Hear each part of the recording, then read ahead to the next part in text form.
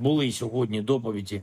დღეს ჩვენ მივიღეთ ინფორმაცია სამხედროებისგან. ფრონტის ხაზზე განსაკუთრებით დობროპილიისა და პოკროვსკის მიმართულებით გადაიდგა ნაბიჯები ვითარების გამოსასწორებლად და მადლობელი ვარ თითოეული დანაყოფის, ჩვენი თითოეული ჯარისკაცის, რომლებიც ახლა ოკუპანტებს ანადგურებენ.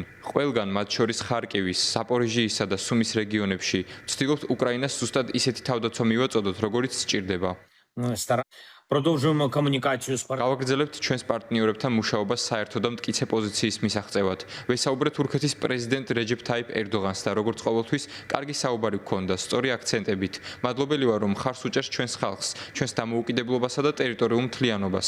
რაც მთავარია, მისი პოზიციაა, რომ მდგრადი მშვიდობის მიღწევა მხოლოდ უკრაინის მონაწილეობით იქნება შესაძლებელი. сталим тільки завтра продовжуємо. ხვალ გავაგრძელებთ მუშაობას ამერიკის შეერთებულ შტატებთან და ჩვენს ევროპელ კოლეგებთან. დღეს ასევე ვესაუბრე კატარის ემირს და მადლობა გადაუხადე, რომ რუსეთის მიერ გატაცებული ჩვენი ბავშვების გათავისუფლებაში დაგვეხმარა.